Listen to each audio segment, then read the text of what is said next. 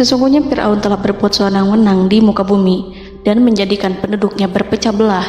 Dia bertindak semena-mena, lalim, melampaui batas, lebih mementingkan kehidupan dunia dan berpaling dari ketaatan Rob yang Maha Tinggi. Fir'aun memecah menjadi banyak sekali golongan dan kelompok dan menindas sebagian di antara mereka. Fir'aun menindas Bani Israel yang berasal dari keturunan Nabi Yakub. Saat itu, mereka adalah penduduk bumi terbaik. Mereka berada di bawah kuasa Raja Tiran yang zalim, yang memperbudak dan mempekerjakan mereka untuk pekerjaan-pekerjaan hina. Ada banyak faktor yang melatar belakangi perbuatan raja tersebut. Selain karena kebencian, ada juga faktor ramalan yang beredar pada saat itu. Bani Israel mengalami siksaan dan penyiksaan yang tak terkira. Nabi Musa diutus oleh Allah Subhanahu wa Ta'ala untuk membebaskan Bani Israel dan telah berulang kali memperingatkan Fir'aun agar membebaskan kaumnya. Namun Fir'aun tetap bersikeras dan menolak. Suatu hari Allah Subhanahu wa Ta'ala memerintahkan Nabi Musa untuk kembali kepada Fir'aun dan menunjukkan mukjizat. Di sana Nabi Musa menunjukkan beberapa mukjizat, termasuk mengubah tongkatnya menjadi ular raksasa dan di tangannya mengeluarkan cahaya. Namun Fir'aun tetap ingkar, dan dari situlah awal mula kehancuran Fir'aun dan pengikutnya. Tentang bagaimana detail kisah lengkapnya serta kelanjutan nasib Fir'aun, dari mana awal mula keangkuhan Fir'aun sampai mengakui dirinya sebagai Tuhan, serta dari mana sumber kekayaan Fir'aun yang sampai penasihatnya saja Qorun bisa membangun istana megah, akan dibahas lengkap di sini. Namun sebelum saya melanjutkan kisahnya, dimohon kepada pemirsa untuk menonton video ini sampai selesai, supaya tidak ada kesalahpahaman dalam memahami isi cerita, serta mohon bantu channel ini semakin berkembang dengan cara subscribe dan berikan like serta komen positifnya. Semoga bantuan pemirsa sekalian menjadi amal jariah dan bernilai pahala di sisinya. Bismillahirrahmanirrahim. Fir'aun menguasai seluruh negeri. Seiring dengan makmurnya negeri Mesir, kekuasaan Fir'aun semakin hari semakin bertambah. Fir'aun berkuasa tanpa ada yang berani menentang, dan dia membuat keputusan sesuka hatinya. Bahkan dengan kesombongannya, dia sampai berani mengaku sebagai Tuhan. Gelar Fir'aun Raja Mesir kuno punya pengaruh besar yang diyakini sebagai seorang yang bertanggung jawab untuk melindungi dunia pada saat itu. Fir'aun bukanlah nama seseorang, melainkan sebutan dalam Al-Quran yang merujuk pada seorang Raja Mesir yang sombong, suka menindas, dan sering melampaui batas, yang hidup ketika Nabi Musa alaihi salam bayi sampai dirinya dibinasakan oleh Allah di Laut Merah. Fir'aun merupakan sebuah gelar bagi raja-raja Mesir yang muncul di era New Kingdom. Pendapat Syekh Abdurrahman As-Sadi mengatakan bahwa Fir'aun merupakan gelar yang diberikan kepada raja-raja Mesir, sebagaimana Raja Babil disebut Namrud, Raja Habasyah disebut An-Najasyi, Raja Yaman disebut Al-Qil, atau Raja Persia yang disebut Kisra, penguasa Roma yang dijuluki Kaisar. Sebutan Fir'aun dalam Al-Quran ini menjurus pada Raja Mesir yang hidup pada tahun 1527 sampai 1407 sebelum Masehi. Fir'aun dikhususkan untuk menyebut penguasa Mesir yang membangkang dan tidak beriman kepada Allah Subhanahu wa Ta'ala. Sedangkan yang beriman kepadanya dikenal dengan nama Malik, yang saat itu hidup di zaman Nabi Yusuf alaihi salam. Sebagian ahli sejarah mengatakan bahwa penguasa Mesir pada masa Nabi Yusuf disebut Al-Malik atau Raja, tidak disebut Fir'aun, karena kedua penguasa ini berbeda asal daerahnya. Penguasa Mesir pada masa Nabi Yusuf berasal dari Mesir pesisir, sehingga mudah untuk menerima perubahan. Sedangkan Fir'aun pada masa Nabi Musa berasal dari pedalaman Mesir yang mempunyai watak dan karakter keras serta kolot, dan tidak mudah menerima orang-orang di luar kalangan mereka. Dari keterangan di atas dipahami kenapa penguasa Raja Mesir pada masa Nabi Yusuf percaya kepada Nabi Yusuf dan mengikuti agama Nabi Yusuf, yaitu Islam. kemudian diikuti oleh rakyatnya. Sebagian ahli sejarah menyamakan Fir'aun dengan Mas'ab ibnu Royan. Ada pula yang menyatakan bahwa Fir'aun anaknya Walid ibnu Mas'ab ibnu Royan dari salah satu kaum Ad. Para Fir'aun Mesir kuno memperoleh kekayaan dan membangun kerajaan mereka yang megah melalui berbagai sumber. Beberapa sumber utama kekayaan dan pembangunan kerajaan Fir'aun adalah sumber daya alam. Mesir kuno diberkati dengan sumber daya alam yang melimpah, termasuk emas, tembaga, dan batu mulia yang ditambang dari wilayah gurun dan lembah. Sungai Nil juga menyediakan tanah yang subur untuk pertanian yang menjadi dasar ekonomi Mesir kuno. Air yang sangat penting ini memungkinkan kota-kota tumbuh di tengah gurun. Lonjakan air dan nutrisi itu mengubah lembah Nil menjadi tanah pertanian yang produktif.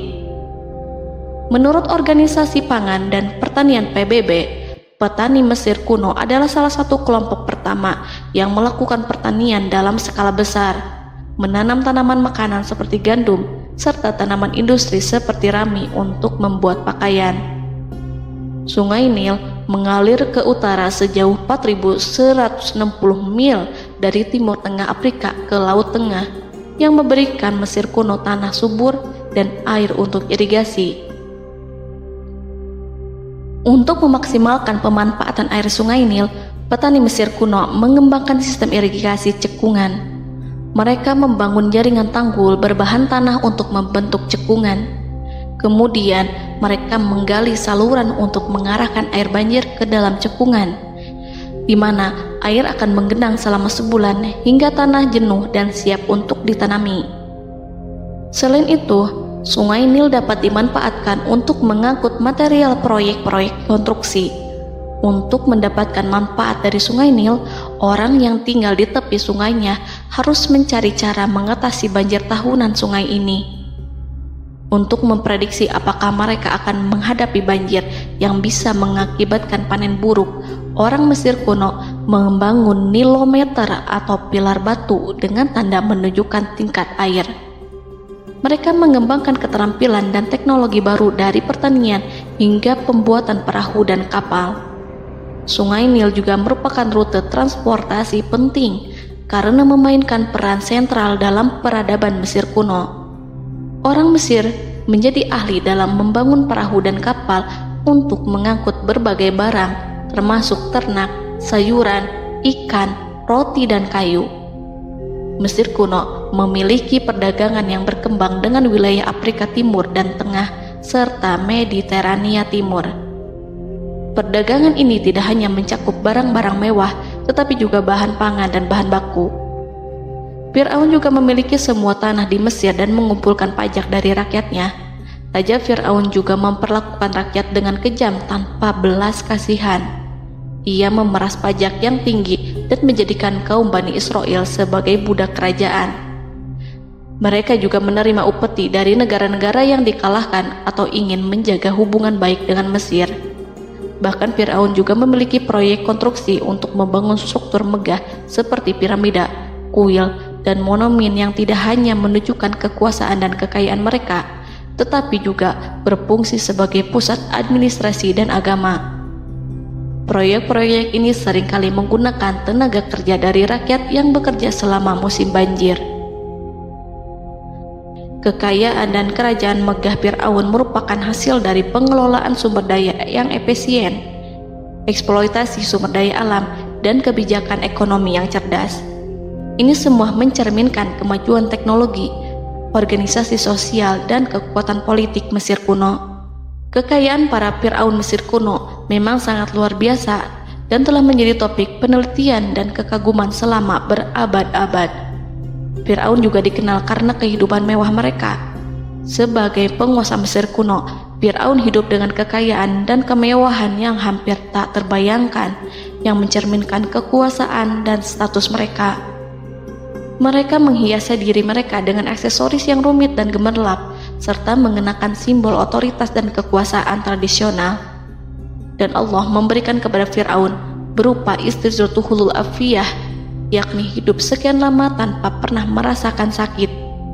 Allah Subhanahu wa Ta'ala mengaruniai Fir'aun untuk bisa hidup selama 400 tahun tanpa sakit. Tentu, hal tersebut sudah menjadi kehendak Allah Subhanahu wa Ta'ala, maka tidak ada satupun manusia yang bisa menghalangi, bahkan bagi seorang Fir'aun sekalipun yang terkenal dengan kezalimannya. Namun dengan karunia-Nya yang diberikan Allah tersebut bukannya menjadikan Fir'aun sebagai manusia yang bersyukur, tetapi malah membangkitkan kesombongan dan kesesataannya. Dan puncak kesombongan Fir'aun juga dicatat Al-Quran sebagai penguasa tangan besi dan manusia yang pernah mengaku Tuhan. Aku adalah Tuhan kalian yang maha tinggi. Quran Surat An-Najiat ayat 24. Fir'aun hidup selama 446 tahun. Selama hidupnya, Fir'aun memiliki tubuh yang sehat dan bugar tanpa pernah mengalami sakit, meski hanya berupa pusing atau flu sekalipun. Fir'aun bahkan tidak pernah merasakan kelelahan. Fir'aun tidak pernah merasakan perihnya lapar, kerongkongannya tidak pernah tersentuh panasnya dahaga. Seandainya dalam semalam saja Fir'aun dilanda sakit berupa pusing atau demam, maka ia akan sibuk untuk mengurus dirinya sendiri dan tidak berpikiran untuk mengaku bahwa ia adalah Tuhan. Hal ini pun dijelaskan dalam kitab Ihya Ulumuddin Al-Qut Al-Qulub oleh Imam Al-Ghazali. Sesungguhnya yang menyebabkan Fir'aun sampai berani mengatakan, "Aku adalah Tuhan kalian yang maha tinggi." Hal ini disebabkan karena ia mengalami masa sehat dalam hidupnya yang begitu lama.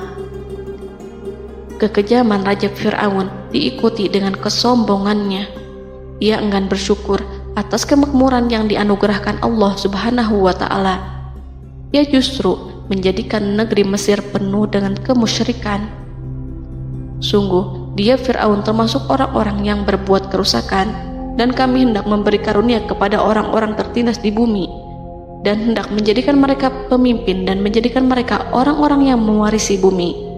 Dan kami teguhkan kedudukan mereka di bumi, dan kami perlihatkan kepada Fir'aun dan Haman bersama bala tentaranya apa yang selalu mereka takutkan dari mereka.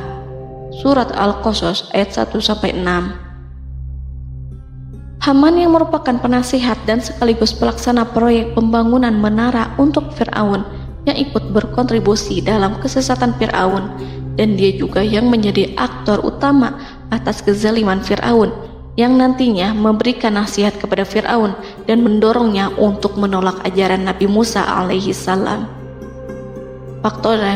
Faktor yang mendorong Fir'aun melakukan tindakan keji ini adalah Bani Israel yang mempelajari suatu hal yang mereka riwayatkan dari Ibrahim, bahwa suatu saat nanti akan lahir seorang anak Bani Israel yang akan menghancurkan kekuasaan Raja Mesir. Berita gembira ini terjadi saat insiden antara Sarah, istri Nabi Ibrahim alaihissalam, dengan Raja Mesir yang saat itu berniat jahat terhadap Sarah. Namun Allah menjaganya. Berita gembira ini santer terdengar di antara Bani Israel. Kaum Kipti juga membicarakan berita ini, hingga sampailah juga ke telinga Fir'aun. Sebagian amir dan orang-orang dekat Fir'aun menyampaikan hal itu kepadanya saat tengah berbincang pada malam hari. Waktu itu Fir'aun langsung menginstruksikan untuk membunuh seluruh anak laki-laki Bani Israel untuk mengantisipasi kelahiran anak yang dimaksud. Tapi apa boleh buat, kewaspadaan sama sekali tidak bisa menghindari takdir. Suatu ketika Fir'aun bermimpi seakan-akan api datang dari arah Baitul Maqdis lalu membakar semua rumah Mesir dan seluruh kaum Kipti. Namun, api tersebut tidak membahayakan Bani Israel. Saat bangun, Fir'aun merasa takut oleh mimpi itu. Ia kemudian mengumpulkan seluruh paranormal dan tukang sihir. Fir'aun bertanya kepada mereka terkait mimpi itu. Mereka berkata, akan lahir seorang bayi laki-laki dari kalangan Bani Israel yang akan menghancurkan penduduk Mesir. Sebab itulah Fir'aun memerintahkan untuk membunuh anak laki-laki dan membiarkan hidup anak perempuan. Fir'aun sangat mewaspadai agar Musa tidak lahir, hingga menunjuk sejumlah laki-laki dan dukun beranak berpatroli memeriksa para wanita hamil dan mendata waktu kelahiran mereka. Jika ada yang melahirkan anak laki-laki, si bayi langsung disembelih oleh para algojo seketika itu juga. Allah berfirman, kami mengilhamkan kepada ibu Musa, susuilah dia Musa. Jika engkau khawatir atas keselamatannya, hanyutkanlah dia ke sungai Nil dalam sebuah peti yang mengapung. Janganlah engkau takut dan janganlah pula bersedih. Sesungguhnya kami pastikan mengembalikan kepadamu dan menjadikan sebagai salah seorang rasul. Surat Al-Qasas ayat 7. Pada saat itu, ibu Musa yang bernama Ayah Rika, ada juga yang menyebut Ayah Zakat, merasakan kesedihan yang amat dalam dan sudah mengantisipasi sejak pertama kali mengandung Musa. Kehamilannya ini memang tidak terlihat. Harun lahir pada tahun ketika hukuman mati bagi lelaki tidak berlaku, sementara Musa lahir pada tahun di mana bayi laki-laki harus dibunuh. Saat melahirkan, ibunya mendapat ilham agar Musa kecil diletakkan di dalam peti yang diikat dengan tali. Rumahnya tepat di hulu sungai Nil. Ia menyusui Musa, kemudian ketika khawatir pada seseorang, ia meletakkan Musa di peti itu, lalu dilepaskannya ke lautan, sementara talinya tetap dipegang. Setelah semua orang pergi, ia tarik kembali peti itu. Namun suatu hari, ibu Musa melepaskan peti itu, tetapi dia lupa tidak mengikatnya dengan tali, sehingga peti berisi Musa kecil itu hanyut bersama aliran sungai Nil hingga melintas tepat di depan istana Fir'aun. Selir-selir Fir'aun itu memungut peti dalam kondisi tertutup rapat. Mereka tidak berani membukanya. Peti itu kemudian diletakkan di depan istri Fir'aun, Asiyah binti Muzahim. Ada pendapat yang mengatakan bahwa Asiyah berasal dari Bani Israel dari keturunan Musa. Saat membuka penutup peti dan menyingkap tirai penutupnya, Asiyah melihat wajah Musa kecil memancarkan sinar-sinar nubuah kemuliaan. Begitu melihatnya, Asiyah langsung jatuh hati dan sangat mencintainya. Saat Fir'aun tiba, ia berseru, "Apa ini?"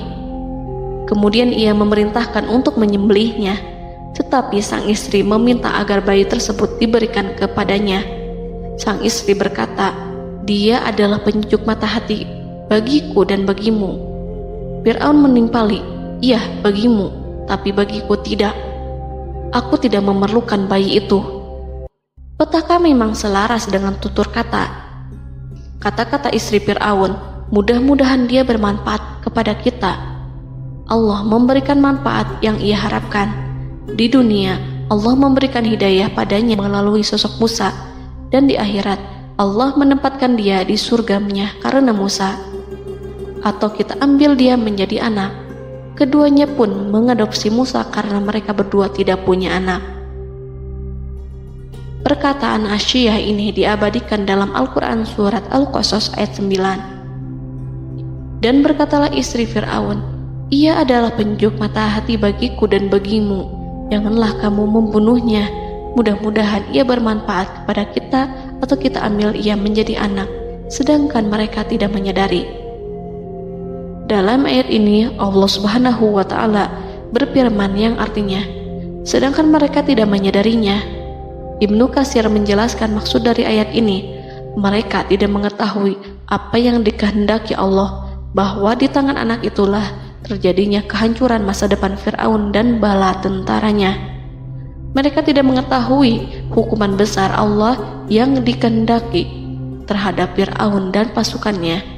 Mereka tidak tahu bahwa Allah menakdirkan mereka untuk memungutnya.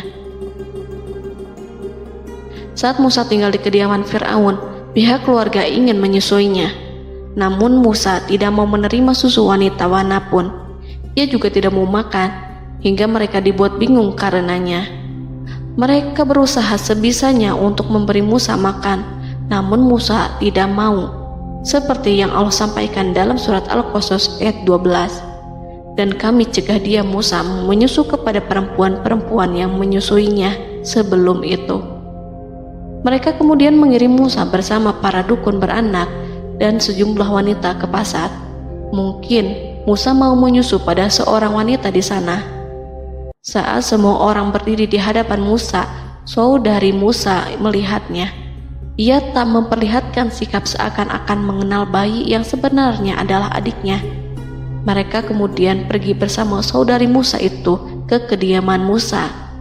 Musa kecil kemudian digendong ibunya untuk menyusui bayi itu. Bayi yang tidak lain adalah anaknya sendiri, langsung menyusu dengan lahap. Melihat hal itu, mereka merasa sangat puas dan gembira. Mereka pun melaporkan peristiwa yang sangat menggembirakan itu kepada Asia. Asia meminta agar perempuan yang tidak lain adalah ibunya Musa itu untuk menetap bersamanya dan memohon kebaikan serta kesediaannya. Namun, perempuan itu menolaknya seraya berkata, "Sesungguhnya aku mempunyai suami dan anak-anak yang tidak bisa aku tinggalkan. Akan tetapi, aku siap melakukan jika bayi itu dibawa kepadaku ke rumahku." Akhirnya Asia mengutus ajudan kerajaan untuk menyerahkan bayi itu kepada ibunya Musa untuk disusui secara rutin. Asia kemudian memberikan berbagai macam fasilitas kepada ibu Musa berupa biaya nafkah sehari-hari, pakaian-pakaian bagus, dan beberapa hadiah istimewa yang lainnya sebagai kompensasi upah menyusui bayi itu. Akhirnya Musa kecil kembali ke pangkuan ibunya dan berada di bawah asuhannya. Allah telah menyatukan kembali bayi yang bernama Musa itu dengan ibunya sendiri. Fir'aun tidak akan menyangka jika Allah telah mempersiapkan sesuatu yang besar lewat kehadiran Musa kecil di kerajaannya. Sang raja bengis lagi terpedaya oleh banyaknya pasukan yang dimiliki, kekuasaan dan luasnya kerajaan yang maha agung yang tak terkalahkan, dan takdirnya tak bisa ditentang. Allah telah memutuskan bahwa bayi itu yang dia dan pengikutnya waspadai keberadaannya itu hingga dengan bengis membunuh banyak sekali nyawa yang tak terhitung jumlahnya. Padahal anak tersebut justru tumbuh dewasa di kediamannya, di atas kasurnya, memakan makanannya dan meminum yang ada di rumahnya. Fir'aun sendiri justru mengadopsi dan merawat serta mengasuhnya tanpa menyadari rahasia besar di balik itu. Anak itu yang membuatnya binasa di dunia dan akhirat karena menentang kebenaran yang nyata yang ia sampaikan kepadanya. Nabi Musa tumbuh dan hidup sebagai salah seorang dari keluarga kerajaan hingga mencapai usia dewasanya, di mana ia memperoleh asuhan dan pendidikan sesuai dengan tradisi istana. Allah Subhanahu wa Ta'ala mengaruniakannya hikmah dan pengetahuan sebagai persiapan tugas kenabian dan risalah yang diwahyukan kepadanya. Musa tumbuh menjadi seorang pemuda yang mempunyai fisik dan akhlak yang kuat. Allah anugerahkan kepada Musa kesempurnaan tubuh dan kekuatan jasmani. Musa juga menyadari bahwa dia hanyalah anak angkat. Tidak setetes pun darah Fir'aun mengalir padanya, dan bahwa ia keturunan Bani Israel yang ditindas dan diperlakukan sewenang-wenang oleh Fir'aun dan kaumnya. Maka dia berjanji kepada dirinya sendiri akan menjadi pembela bagi kaum-kaum yang lemah yang tertindas. Kekuatan fisik Nabi Musa memang tidak bisa diragukan. Itu terbukti pada saat Nabi Musa mampu mengangkat batu penutup sumur seorang diri, padahal batu itu hanya bisa diangkat oleh 10 orang laki-laki. Peristiwa kedua saat perkelahian antara Bani Israel dan orang Kipti atau kaumnya Fir'aun, suku asli Mesir. Saat orang Israel meminta pertolongan kepada Musa untuk mengalahkan orang Kipti, Musa menghampiri orang Kipti tersebut. Dengan tangan terkepal, Musa meninju orang Kipti dan matilah musuhnya itu. Orang Kipti hanya mati karena pukulan itu. Musa tidak sengaja dan tidak bermaksud untuk membunuh orang Kipti.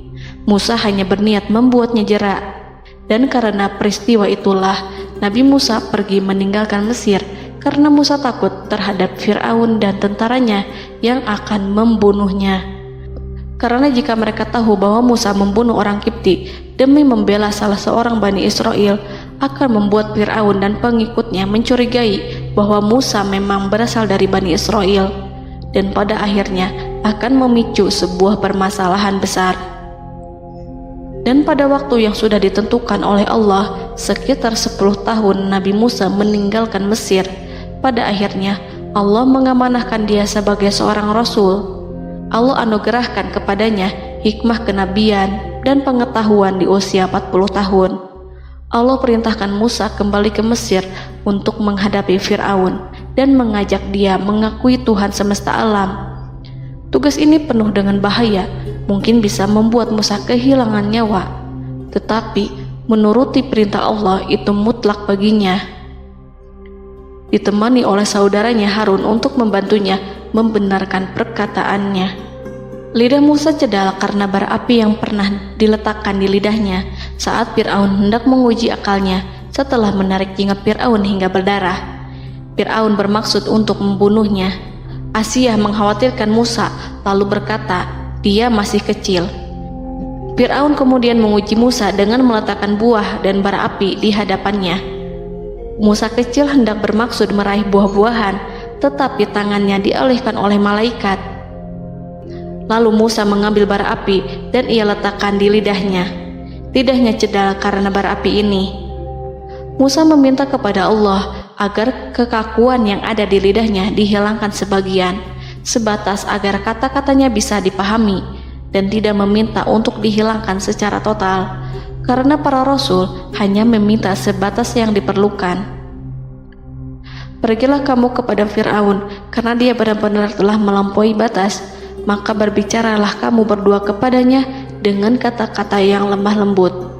Mudah-mudahan dia sadar atau takut. Quran Surat Toha ayat 42-43. Ini merupakan sifat santun dan kasih sayang serta rahmat Allah terhadap makhluknya, meski Allah mengetahui kekafiran dan kesewenang-wenangan dan kesombongan Fir'aun.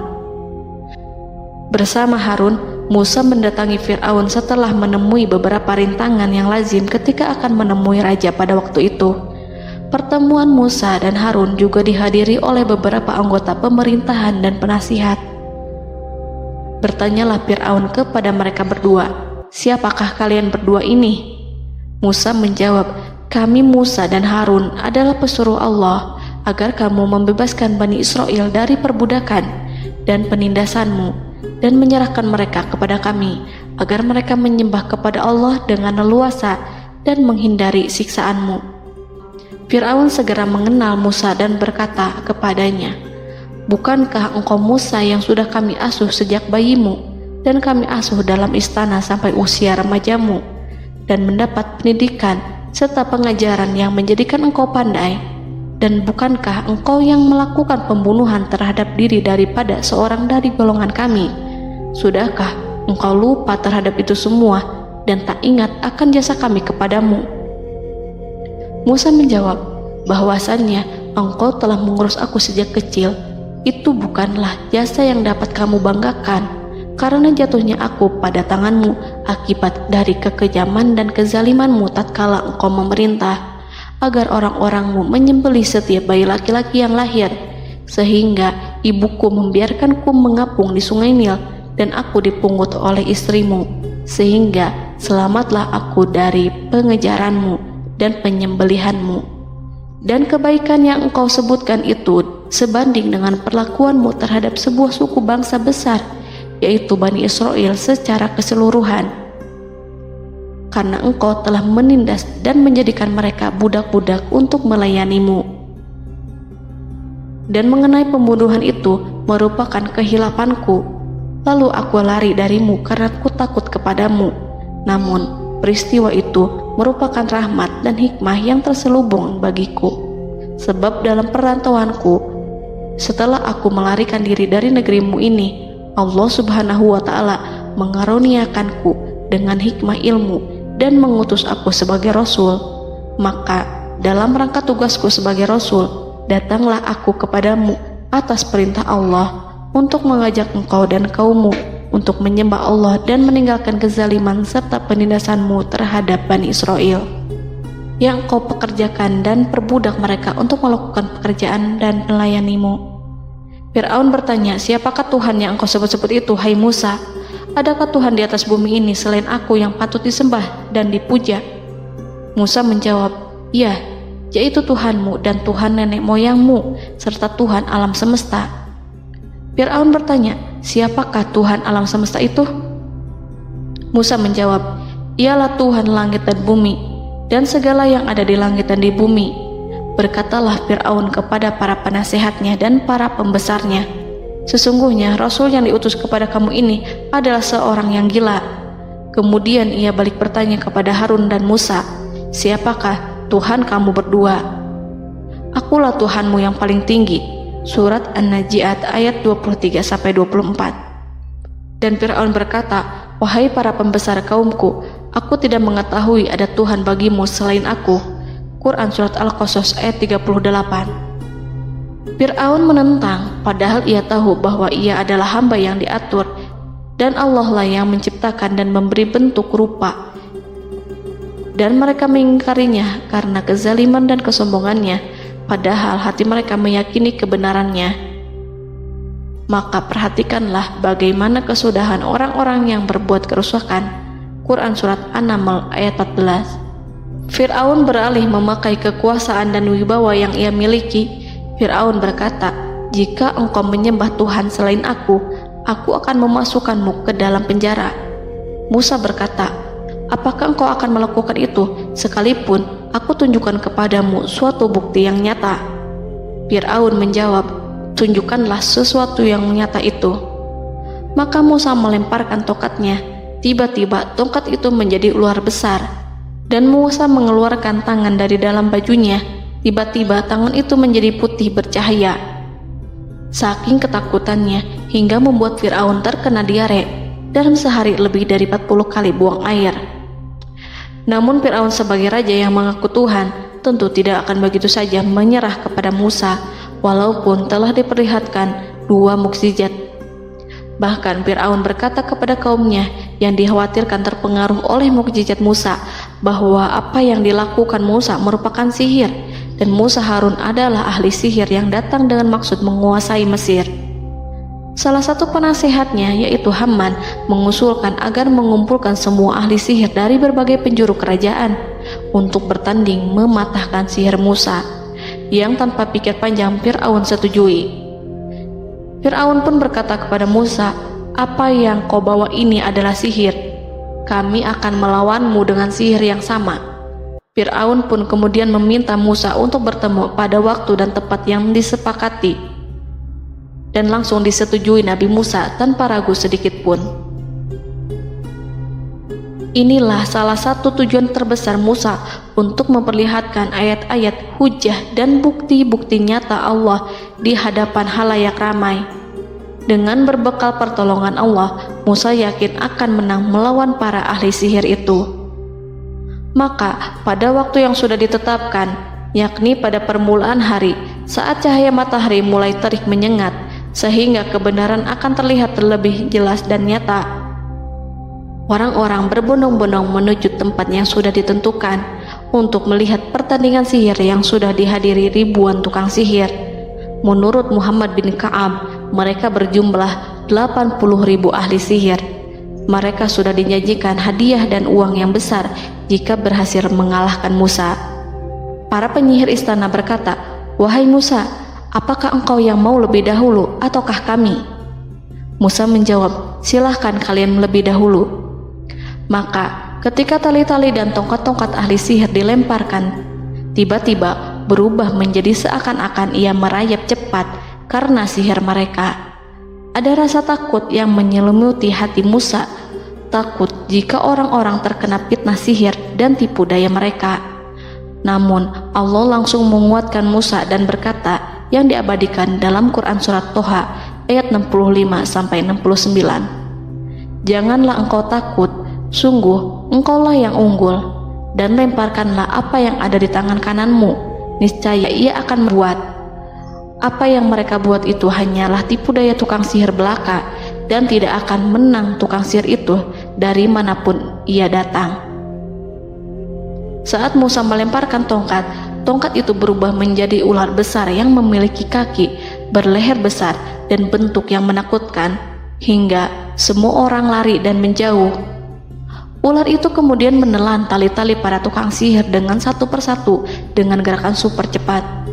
Semua orang melihatnya dengan penuh keheranan, sementara para tukang sihir mereka tercengang dan bingung kala melihatnya. Mereka melihat sesuatu yang sama sekali tidak pernah terlintas di benaknya dan juga berada di luar bidang yang mereka kuasai.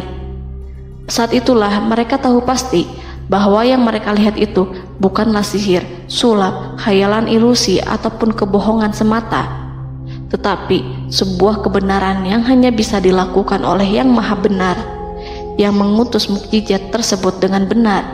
Allah menyingkap tabir kelalaian dari hati mereka, menyinarinya dengan petunjuk yang Ia ciptakan dan menyingkirkan gumpalan keras di hatinya.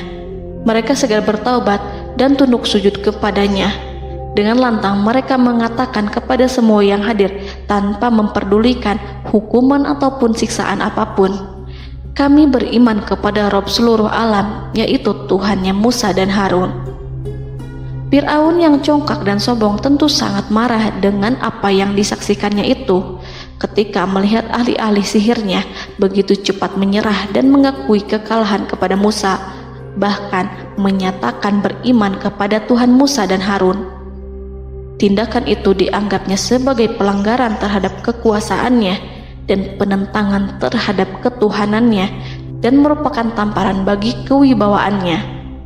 Fir'aun berkata kepada mereka, "Apakah kalian telah beriman kepada Musa sebelum aku memberi izin? Kenapa kalian tidak terlebih dahulu bermusyawarah kepadaku sebelum melakukan tindakan keji di hadapan rakyatku ini? Dia itu pemimpinmu yang mengajarkanmu sihir, dan bukankah ini adalah persengkongkolanmu terhadapku? Musa dapat mengalahkan kamu sebab ia mungkin merupakan guru dan pembesar yang mengajari sihir kepadamu, dan kamu telah mengaturnya, dan sandiwaramu ini tak akan kubiarkan. Akan kupotong tangan dan kakimu secara bersilang, dan sungguh aku akan salib kamu pada pangkal pohon kurma sebagai balasan dan hukuman atas pengkhianatanmu ini." Walaupun melihat langsung kebenarannya, Fir'aun tetap tidak percaya. Dia tidak suka keyakinan para penyihir terhadap Musa. Para penyihir itu yang telah mengakui keimanan mereka kepada Allah tak merasa gentar ataupun takut, karena ketika para tukang sihir itu sujud, mereka melihat rumah dan istana-istana di surga yang telah dipersiapkan untuk mereka. Semuanya dirias untuk menyambut kedatangan mereka.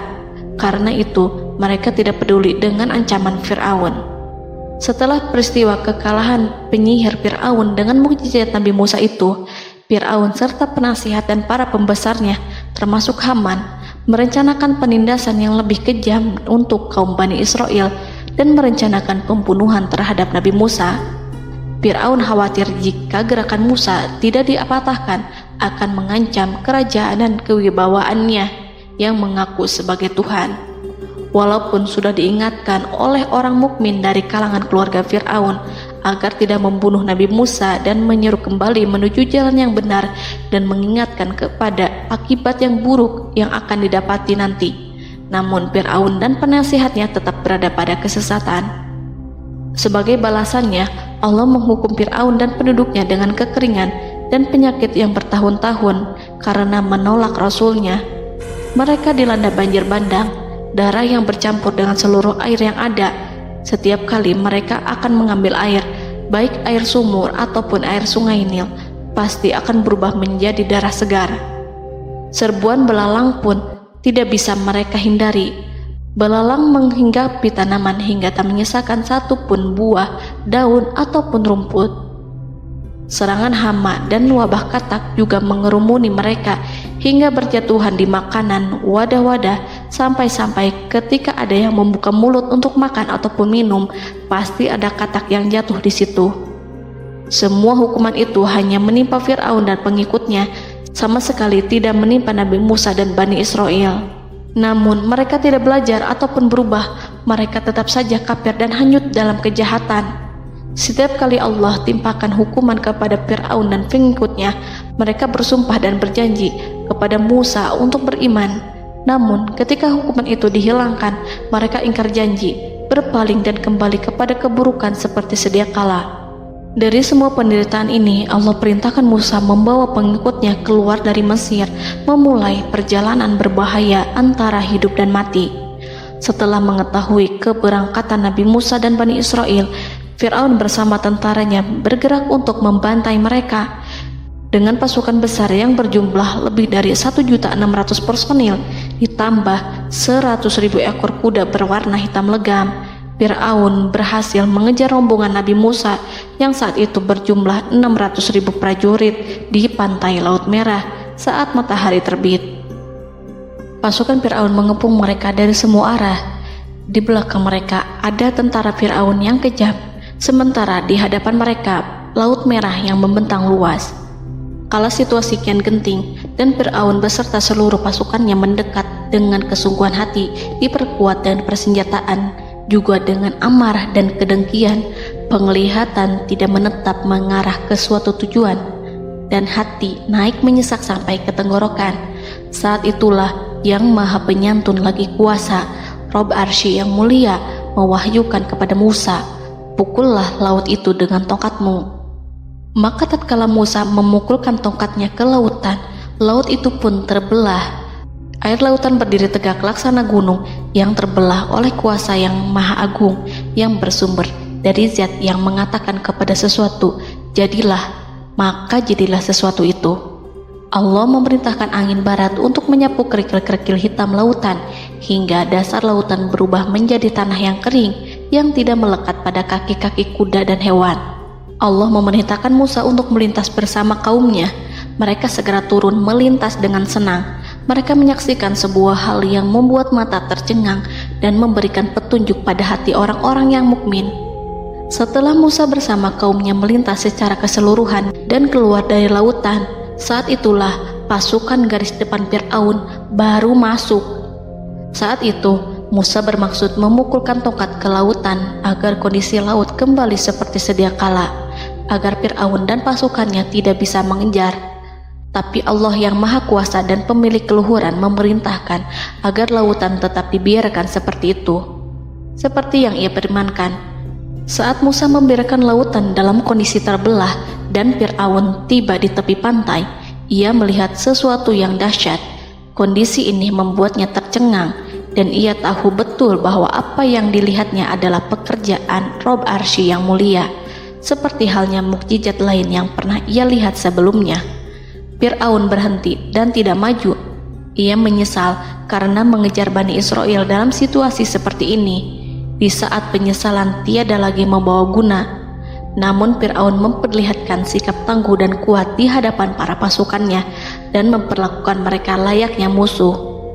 Jiwa kafir dan watak keji Fir'aun mendorong dirinya mengatakan kepada kaum yang ia perdaya hingga patuh dan mengikuti kebatilannya, "Lihatlah bagaimana lautan ini terbelah agar aku bisa mengejar budak-budakku yang melarikan diri dari kekuasaanku, menyimpang dari ketaatanku, dan meninggalkan negeriku."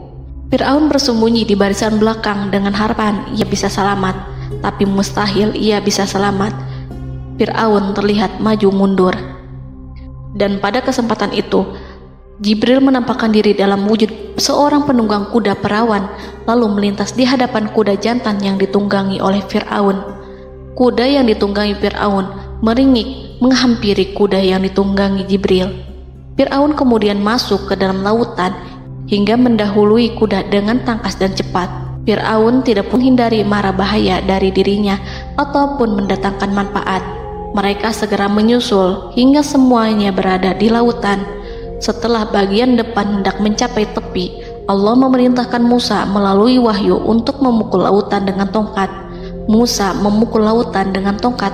Lautan kembali menyatu seperti sedia kala dan menenggelamkan mereka semua. Tak seorang pun yang selamat.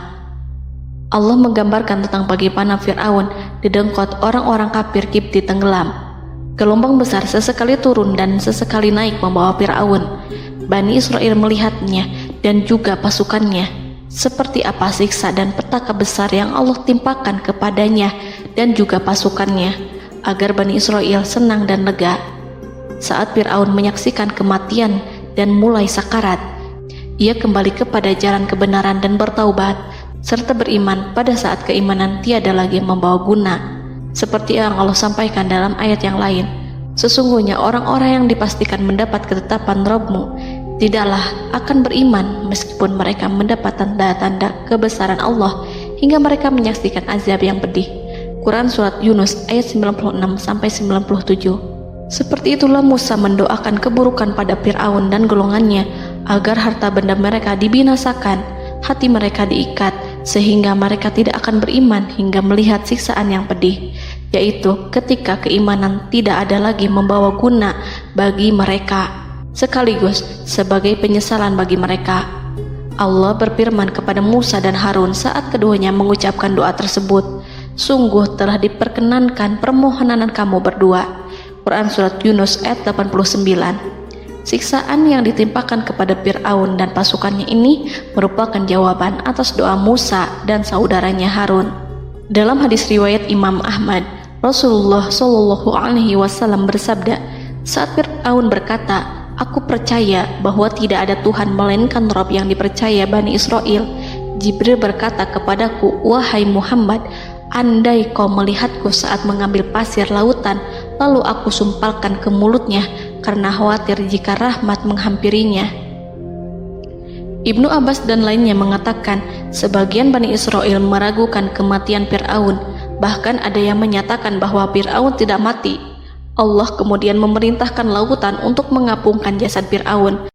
Maka pada hari ini kami selamatkan jasadmu, yaitu dengan mengenakan baju perang yang dengannya kau dikenali, agar engkau dapat menjadi pelajaran bagi orang-orang yang datang setelahmu, yaitu agar kau menjadi bukti bagi Bani Israel atas kekuasaan Allah yang membinasakan Fir'aun.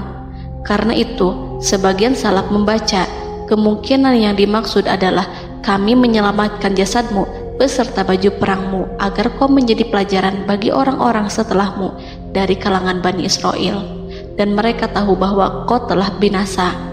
Wallahu a'lam.